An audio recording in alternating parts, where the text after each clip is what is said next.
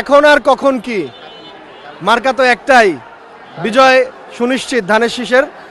এই মুহূর্তে আর কোনো আক্রমণাত্মক কথা বলতে চাই না।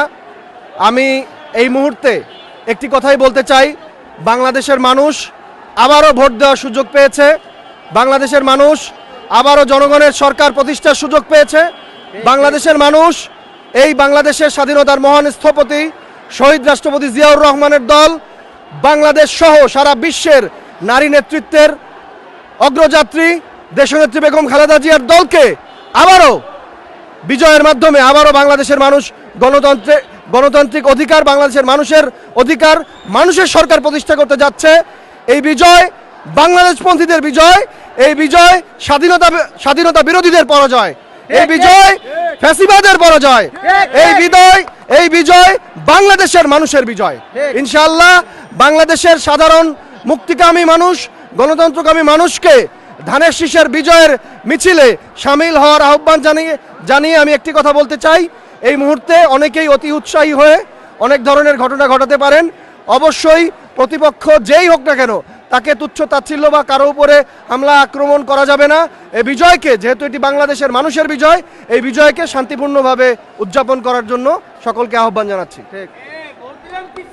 ধন্যবাদ আপনাকে। আমি প্রথমত আপনার প্রশ্নের মাঝখানে একটি শব্দে দ্বিমত করে আমি উত্তর দেওয়া শুরু করব, সেটা হচ্ছে বাধা। আর কিছু বাধা বলছেন, আমি আপনাকে বলবো আসলে কোনো বাধাই নেই। সকাল থেকে বিকেল পর্যন্ত বাংলাদেশের প্রত্যেকটি নির্বাচনী আসনে বাংলাদেশের জনগণ স্বতঃস্ফূর্তভাবে ভোট দিয়েছে শুধুমাত্র বাংলাদেশ জাতীয়তাবাদী দল এবং ধানের শীষ প্রতীককে বিজয় করার জন্য। ইনশাআল্লাহ বাংলাদেশ জাতীয়তাবাদী দল রাষ্ট্রীয় ক্ষমতায় আসছেন এবং বাংলাদেশ জাতীয়তাবাদী দলের চেয়ারম্যান জনাব তারেক রহমান বাংলাদেশের প্রধানমন্ত্রী হচ্ছেন। আপনারা দেখেছেন বা জনগণ দেখেছে দীর্ঘ 16 বছর ফ্যাসিবাদের বিরুদ্ধে বাংলাদেশের জনগণের অধিকার আদায়ের জন্য এবং ভোটাধিকার আদায়ের জন্য বাংলাদেশ জাতীয়তাবাদী দল একমাত্র দল যারা আসলে আন্দোলন সংগ্রাম করেছে জনগণের ভোটের অধিকারকে ফিরিয়ে দেওয়ার জন্য। সুতরাং বাংলাদেশের জনগণ যখন ভোটের অধিকার ফিরে পেয়েছে তখন তারা শুধু বিএনপিকে ভোট দিচ্ছে, ধানের শীষ প্রতীককে ভোট দিচ্ছে।